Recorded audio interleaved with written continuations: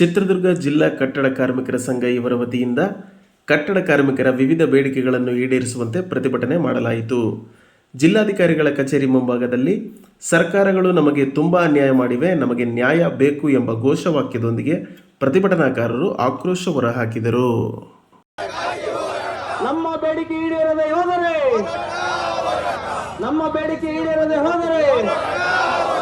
ಕಟ್ಟಡ ಕಾರ್ಮಿಕರ ಸಂಘವನ್ನ ತಿರಸ್ಕರಿಸಿರುವಂತ ರಾಜ್ಯ ಸರ್ಕಾರ ಕೇಳಿದಿಕ್ಕೆ ಇಟ್ಟು ಸ್ಥಾಪನೆ ಮಾಡಿದ್ರು. ಆ ಕಾಲಕ್ಕೆ ಇಟ್ಟು ಸ್ಥಾಪನೆ ಮಾಡಿದಂತ ಸಂದರ್ಭದಲ್ಲಿ 2014ನೇ ಇಸ್ವಿ ಅನ್ಕೊಂಡಿದ್ದೀನಿ ನಾನು.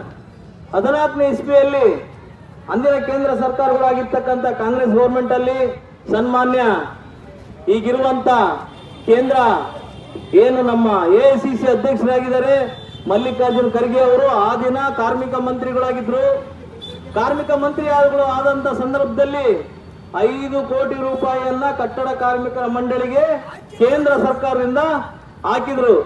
ಆ ಹಾಕಿದಂತ 5 ಕೋಟಿ ಹಣ ಮತ್ತೆ ಮುಖ್ಯಮಂತ್ರಿ ಕುಮಾರಸ್ವಾಮಿಗಳು ಇದ್ದಂತ ಸಂದರ್ಭದಲ್ಲಿ ಹಾಕಿದಂತ 2 ಕೋಟಿ ಹಣ 5 ಕೋಟಿ ಹಣ ಆಯ್ತು. 2013ನೇ ಇಸ್ವಿಯಲ್ಲಿ ರಾಜ್ಯ ಸರ್ಕಾರದ ನಿಯಮಾನುಸಾರವಾಗಿ 1,000 ರೂಪಾಯಿ 1 ಲಕ್ಷಕ್ಕೆ 100 ರೂಪಾಯಿ 1 ರೂಪಾಯಿದಂತೆ ಕಟ್ಟಡ ಕಟ್ಟುವಂತ ಕಾರ್ಮಿಕರಿಗೆ ಚೆಸ್ ಹಣವನ್ನ ಕಲೆಕ್ಟ್ ಮಾಡಿ ಎಲ್ಲೆಲ್ಲಿ ಬಿಲ್ಡಿಂಗ್ ಕಟ್ತಾರೆ, ಎಲ್ಲೆಲ್ಲಿ ಮಾಲು ಮಂದಿರಗಳು ಬ್ರಿಡ್ಜ್ಗಳು ರೋಡ್ಗಳನ್ನು ನಿರ್ಮಿಸ್ತಾರೆ ಆ ಪ್ರದೇಶಗಳಲ್ಲಿ ಒಂದು ಚೆಸ್ ಹಣವನ್ನ 1 ರೂಪಾಯಿ ರೀತಿಯಲ್ಲಿ ನೀವು ಪಡೆದು ಮಂಡಳಿಗೆ ನೀವು ಕೊಡುವಂತದ್ದು ಮಾಡಿ.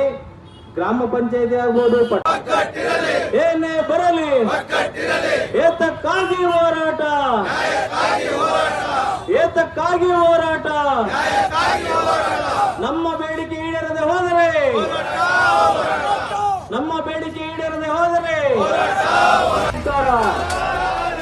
ಕಟ್ಟಡ ಕಾರ್ಮಿಕರ ಶೈಕ್ಷಣಿಕ ಸಹಾಯಧನವನ್ನು ಮಂಜೂರು ಮಾಡದಿರುವ ಭ್ರಷ್ಟ ಸರ್ಕಾರ ಕೇಳಿದಿದ್ದಾರ.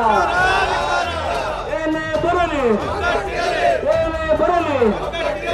ಏತಕ್ಕಾಗಿ ಹೋರಾಟ, ಏತಕ್ಕಾಗಿ ಹೋರಾಟ.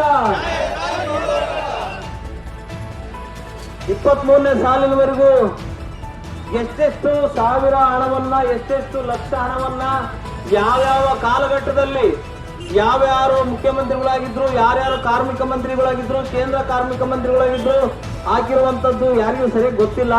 ಸ್ವಲ್ಪ ತಿಳ್ಕೋಬೇಕು ಯಾರು ಹಾಕಿರಂತ, ಹೆಂಗ್ ಬಂದ್ ದುಡ್ಡು ಅಂತ. ಹಿಂದಿದ್ದಂತ ಬಾಲಂಬತಿ ಸರ್ಕಾರ